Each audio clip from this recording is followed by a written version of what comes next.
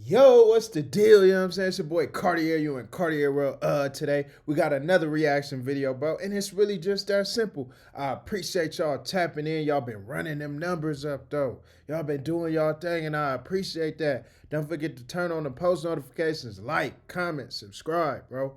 Like, comment, and subscribe. That's what we need. I appreciate y'all. Y'all been doing y'all thing. We on a mission. We got more hot shit on the way. Sheesh. You know, it's Cartier World. Today we got Mark Curry on Diddy having freak offs with men and partying with celebs. Yeah. You know what I'm saying? I don't know if y'all checked it out, but I had a video with Gene Deal talking about Diddy freak off. So this is another dude who Mark Curry was signed to Bad Boy, the label. It's another eyewitness, allegedly. So you feel me? We gonna see what he got to say when it's a number of people saying the same thing. It get a little tricky. Like, I don't know, bro. Did this happen? Did it not? But let's tap in. So Puffy was accused of being with men. He was Sheesh. also accused of liking to watch Cassie be with men. Did you see any signs of this when you were around him? Only thing I really saw was I was like, yo, I just can't have certain kind of men like around like when I want something to eat, I have a certain kind of man that goes and gets my food. Or if I'm going to take a flight and I need some underwear from my house, I have a certain kind of man that goes to my house and get the underwear. What you mean by that? Certain type of man? Is homie a butt warrior? What do you mean by that, bro? If I just want to get my car washed, I have a certain kind of man that goes and does it. And it was almost like these certain kind of men were like being used as they just do boys. People who always will do whatever he would ask them to do. So I seen a lot of that. Bet they on payroll. I seen a whole bunch of things that you would question. A lot of questionable people.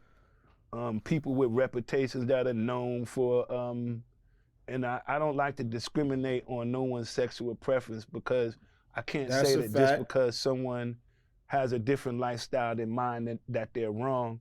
And I have to say, that's just what that person, that's how they choose to live. And that doesn't affect how I'm living. So I don't tend to get involved in a lot of that stuff, but you do see it a lot in the industry. And you can start off with the fact that everyone likes to date the same female. It's like, okay, how do you feel having sex with my girlfriend and then still being my friend? Or did we not? It's almost like we both just had sex with her without being, it's just a whole bunch of nastiness that goes on. As far as I ain't gonna lie, like, that's normal in the ghetto. You know what I'm saying? You smash something, your homie smash, but ain't nobody really looking at it like that. But this is a more mature man, an elder, so to speak. So I get his perspective, but like, you feel me? Somebody done been had, everybody done been had before. But it do kind of hit different when it's like, oh, that was my partner girl. Now, you know, it was always girls that wasn't a girl, but you know, they might have a little relations, but you know, I don't know. I feel like that's normal in the ghetto. I don't really see that as pause. What y'all think? Let me know in them comments. being with men, that's a rumor that I've heard. And it's also, from with my own eyes, I never saw him in the act of being with a man, but I saw some telling the truth. questionable men in a room. And I saw a lot of smiling and giggling and all of that kind of stuff. As far as what they did after the drinks and all of that, or going out, I don't know nothing about it. I went into a few parties where I walked in and I saw some celebrities sitting on Clive Davis lap type stuff, But when I looked and I was like, wow, I see what's going on. Maybe this ain't the room that I'm supposed to be in. And then I would leave. Like, it'd be clubs you go to. And See, dude said, I mind my business. I ain't supposed to be in this room. The buddy sitting on dude's lap. You know what I'm saying? He name dropping and all that. Let me know who Clyde Davis is in them comments, cause that's crazy. On the top floor of this club, it'd be celebrities, Russell Simmons, all of those high-end celebrities, Maxwell, all of those people is up there. And when you go up there, that's like VIV, and nobody really is getting up there unless you're an artist or someone or you're with someone. And when I got up there, I saw a lot of that, but I also knew that I can go back downstairs and I'll just wait on y'all downstairs. This is not the room for me. He's like, I you guess need there that was ride a though. situation where he had. Bro said, I ain't with none of that activities. I'm going downstairs, but I'ma still need that ride though. So before y'all dip, let me know. You know what I'm saying? I'm just not partying in that room. Kim Porter's phone tapped. Yes. Can you talk to me about that a little bit? All right. So I'm in the studio and up at Daddy house, and they sitting there and they like, Pause up at Daddy house. Hey man, y'all think Mark Curry was in them situations? Was he in them rooms and he not telling the truth? What y'all think? And he tapping Shorty's phone. It's getting crazy. Shakir Stewart had called Kim Porter's phone and he was like, how's my kids? How's my baby? Something like that. I think that's exactly what it was. And he took offense to it because it was another man calling his wife asking how are his kids, like his kids were his kids. And it had been rumored that Shakir had relationships with a lot of people's women, a lot of people date, because in the industry, you remember, everybody was sleeping with everybody. It wasn't something that wasn't known. This girl used to be with him and then she was with him. All of this stuff is going on in the industry. So yeah, he was in there and he was hearing Shakir Stewart's conversation with her. And I was like, how in the world is he listening to her phone? Like, how in the world? Then that's when I found out that he had her phone plugged up, and I don't know if he had some surveillance things in her house, but he knew everything this girl was doing.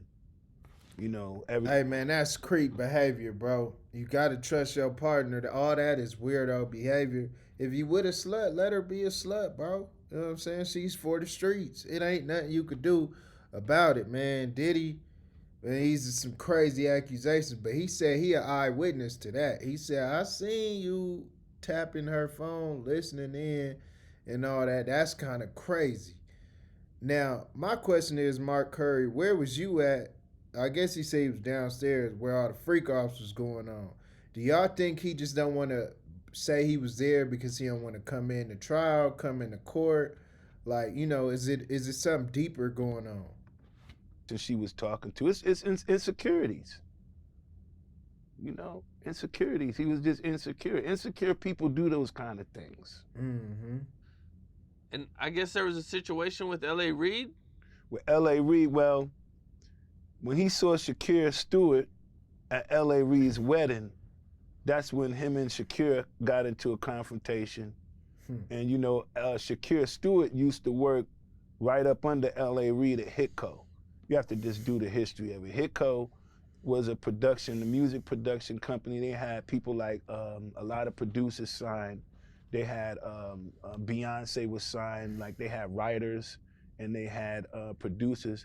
So in order to do a song like, let's say with Beyonce, you would have to be a part of that Hitco that they gave a deal to that says, if you do the first single on Beyonce, this is going to give us the opportunity to recoup the money that we gave you in advance. So they'll give you $500,000 in advance, then give you a Beyonce single, and then now you're making the money back that they gave you, but you're going to do it because they're going to allow you to do a Beyonce single. Shakir Stewart worked over Hitco, so a lot of producers he was able to help feed and he put a lot of producers on. He put a lot of artists on during his time with being with Def Jam. Really great guy, and you know, really great guy. And Shout out that to L.A. was Reid. L.A. Reid's right-hand man when it came to that business.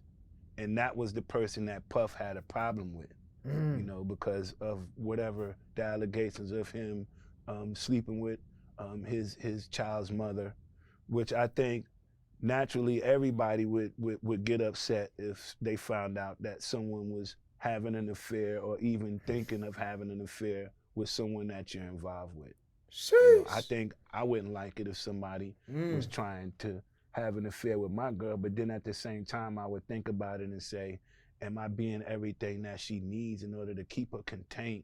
Like, is it me that she really likes, or does she just like the way that the things that I buy for her? So his relationships based more off of material things and monetary things. My relationship was based more off of love. I don't think he's ever been in a relationship that was based off of love. And I guess that's why he called himself love, because love is something that Hey, he talking heavy right now, bro. These some heavy allegations.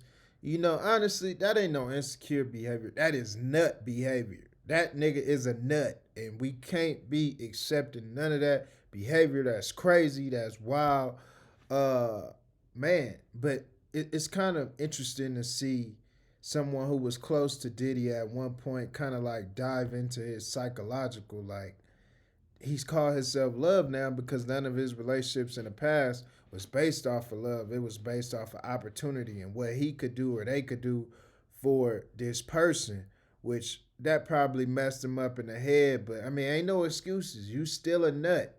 You know what I'm saying? You still a nut if all this is true. definitely missing. So what happened with the situation where he ran into him and hit him with the chair? Just what you just said. He walked in, they had their little words. He hit him with the chair. Hit him with the chair. Oh, And then, you know, but that's WWE. not nothing. Just hit him with a chair. He could have hit him with his fist. He could have hit him with anything else. He almost like threw a chair at him, which is almost like a form of throwing a tantrum. You know, like little kids. Let me throw this chair at you. Like how you gonna, you know, hit somebody with a chair? I can move out the way. But yeah, he hit him with the chair. You knew their relationship wasn't one that was great because, of course, if you're sleeping or trying to sleep with my child's mother, then we're gonna have a problem. If you're sneaking around my back, doing it behind my back, and I'm just finding out about it through other people, or even my female is telling me, hey, you know, whatever you're not giving me, I'm getting it from over here from this person. That really makes you mad, especially when a female rubs it in on you. We don't know if she was rubbing it in like, hey, I'm sleeping with somebody else, whatever it may be. But whatever it was, he didn't like it. Man, R.I.P. Kim Porter. These are some crazy stories. You know, allegedly she having affairs with dude and all that. And, you know, hey man, if she wanna bust it, she's gonna bust it, bro. Ain't nothing you could do to change that. Diddy is a nut. You feel me?